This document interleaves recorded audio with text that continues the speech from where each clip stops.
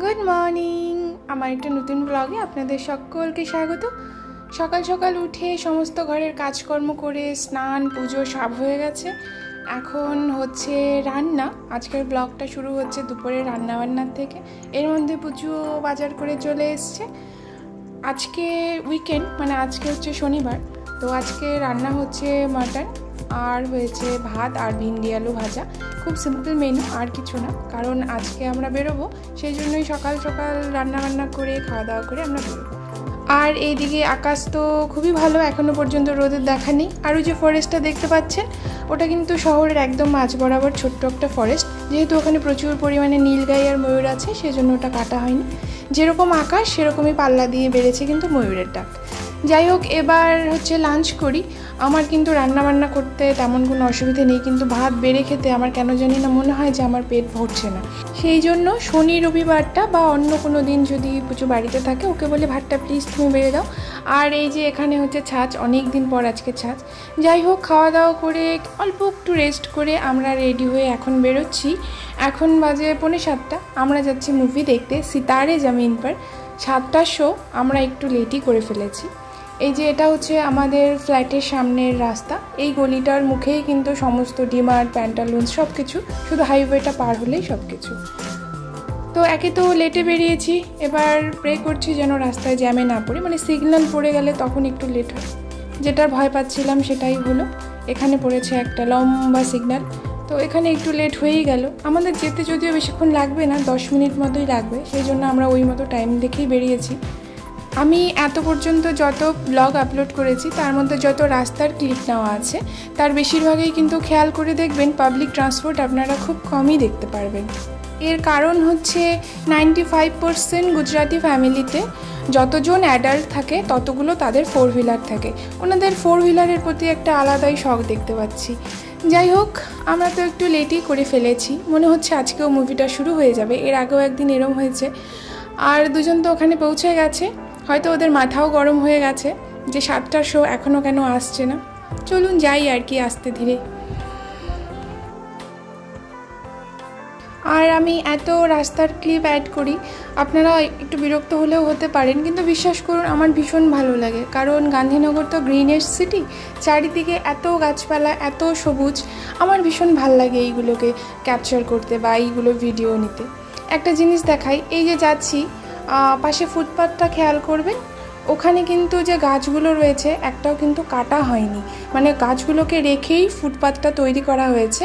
Even যে metro লাইনটা আছে, খুব দরকার ছাড়া কিন্তু মেট্রো লাইনের পাশের গাছগুলোও কাটা হয়নি। ডাল কেটে দেওয়া হয়েছে, কিন্তু গাছ কিন্তু কাটা হয়নি। আর এই গাছগুলো যে দেখতে পাচ্ছেন, এগুলো কিন্তু সব নিম গাছ। এই নিম গাছের বাইরেও রাস্তার দুপাশে যে গাছগুলো দেখা যায়, ওই গাছগুলো কিন্তু আমার মনে হয় একটু প্ল্যান করেই লাগানো হয়। খুব সুন্দর ফুলালা গাছ লাগানো হয়, নয়তো খুব সুগন্ধযুক্ত ফুলালা গাছ লাগানো হয়, তাই জন্য রাস্তাগুলো দিয়ে যেতেও ভালো লাগে। এবার কথা বলতে বলতে পৌঁছে গেছি। হ্যাঁ, একটু লেট আমরা করেছি, 5-7 মিনিট মতো। চলুন, এখানে মুভি শুরুও হয়ে গেছে। আমরা এসছি, আগে বলেছি, সিতারে জামিন পর দেখতে।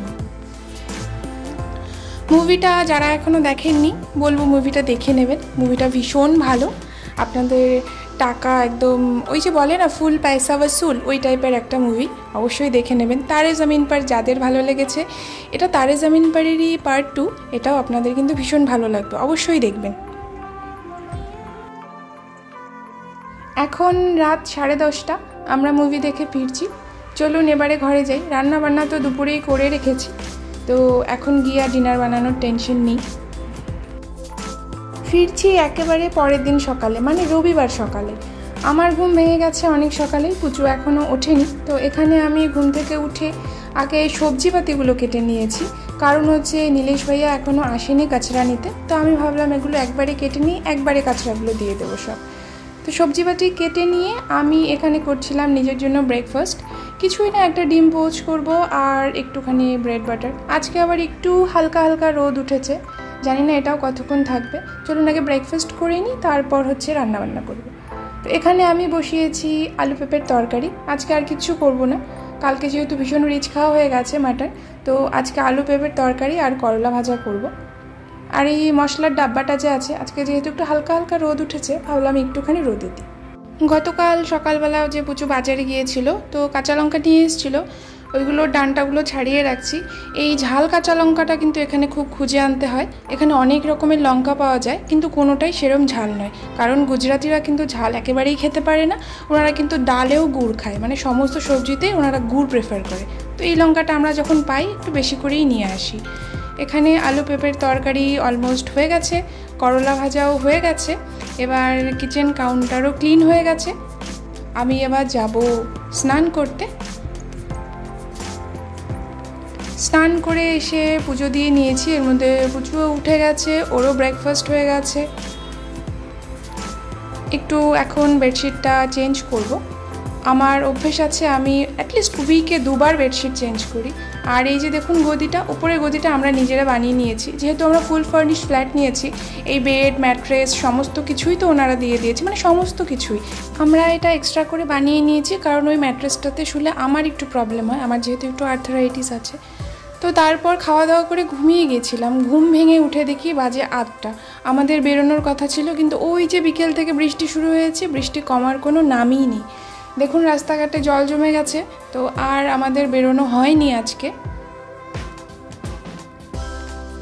এটা আমাদের সেকেন্ড বেডরুম। দুপুরবেলা বইপত্র নিয়ে এখানেই আমি ঘুমিয়ে পড়েছিলাম। এই ঘরে আমার ঠাকুরের আসন বসানো আছে। এখন আপাতত এই ঘরটাকেই আমি আমার পড়ার ঘর বানিয়ে নিয়েছি। চলুন আজকে এইটুকুই, দেখা হচ্ছে অন্য কোনো ব্লগে। ততক্ষণ ভালো থাকবেন, সুস্থ থাকবেন, আর সাবস্ক্রাইব করে দেবেন। Bye bye.